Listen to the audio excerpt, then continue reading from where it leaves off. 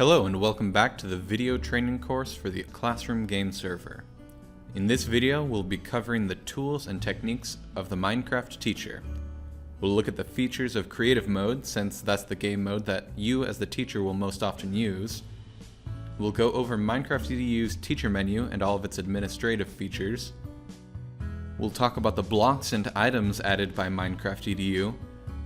And we'll show how to use MinecraftEdu's build tools to create large structures much more quickly than one block at a time. The first half of the lesson will take place in the saved world titled Lesson Creative Blocks, while the second half of the lesson will take place in the world titled Lesson Build Mode. Before you jump into the Creative Blocks world, be sure that you log in as a teacher, using the teacher password that you originally set for your Classroom Game Server. If you don't remember your password, you can change it from the MinecraftEdu server window under the Settings tab. We'll start by looking at the MinecraftEdu teacher menu. Press M to open this menu. The menu is divided into tabs, and you can see the name of each tab by mousing over the tab. Player settings, player management, etc. Mousing over a button in the teacher menu will give you a prompt on what that setting does. Take some time to explore the features of the World Settings and Player Settings tabs in particular. Assignments in MinecraftEdu can be created and edited in the Assignments tab. These assignments are seen by students by pressing M, and each student can specify which assignments they have completed. The Give tab allows you to distribute any block or item to a particular student or to all students. We'll look more closely at the Stations and Building Tools tabs later in the lesson. Before closing the teacher menu, go to the Personal tab and check the Creative Mode Self box. This will put yourself into creative mode, which will be important for the rest of the lesson. Then click the red X at the top right corner to close the teacher menu. Now that you're in creative mode, let's review some of the things that make this game mode unique. First, let's press E to check out our inventory. You can see that instead of an empty set of slots, you have a massive explorable list of every block in the game.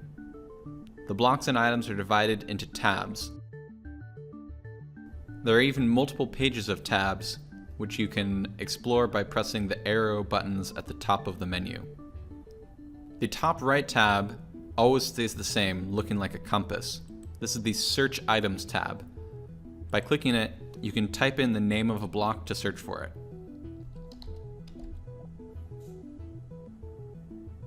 Try choosing a block from the Building Blocks tab and moving it into your hotbar.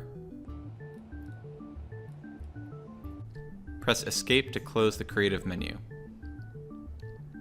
In addition to having access to every block and item in the game, you also have an unlimited quantity of these blocks.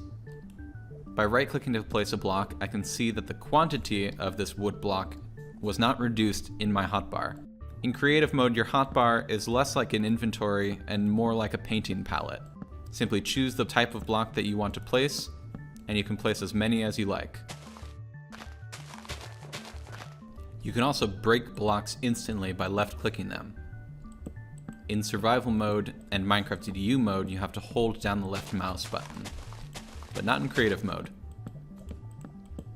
Another aspect of creative mode is invincibility. You can test this by jumping into the pool of lava at the start of this map. Finally, creative mode gives you the ability to fly. To begin flying, quickly double tap the spacebar. You'll see that you're hovering slightly above the ground. You can use W, A, S, and D to fly parallel to the ground. You can also hold spacebar to fly up, and left shift to fly down. Touching the ground will cause you to stop flying, so you can jump and fall like normal. Practice these flying controls by flying through the colored rings floating in the sky. Follow the floating white blocks with torches on top of them to find the next ring. This will bring you to the next area of the lesson. Now let's take a look at some of the features added by MinecraftEdu. Press E to open your inventory. Press the right arrow at the top of the screen to get to the second page of tabs. Then open the tab that looks like a blue block with a white eye, titled MinecraftEdu Blocks. These are the blocks and items added by MinecraftEdu. We'll go over these as the lesson continues. Press Escape to close your creative menu, then go to the wooden lodge nearby. On the other side of the bars inside the building, you'll see a teleport block. Teleport blocks act as travel hubs between which students can be transported instantly. To reach the other side of this wall without breaking it, we'll need to place a teleport block of our own on this side. Open your inventory, go to the MinecraftEdu Blocks tab, and bring a teleport block into your hotbar. Use the scroll wheel to equip it, and then right-click to place the block in the center of the room. Once you place the teleport block, a window will open asking you to name this station. Let's name this appropriately. Once you click Save, you'll be able to see the teleport block's normal interface. This shows a list of all other stations in the world. You can use the up and down arrow keys on the right side of this window to scroll through all of the other teleport stations. There are currently 6 other stations in this world. Clicking the name of one of these stations will teleport you to that station. Let's click Back of Lodge now. You can see that you are instantly teleported to the other side. You can right-click a teleport block to access its menu, but be careful that you're not holding another teleport block while you do this. This will cause a second teleport station to be placed right next to it. At the bottom of the list, I can see the newest teleport station that I placed, Front of Lodge. Click that to return to the front of the lodge. Try this one more time by right-clicking the Front of Lodge teleport block once more. Find and teleport to the station labeled Mountain Behind Lodge. You'll notice that this time, a loading screen appeared saying moving to new location, please wait. You didn't see that the first time because you were only teleported a couple of blocks, but this time we were teleported all the way to the top of the mountain behind the lodge. Longer distances will cause this loading screen to appear.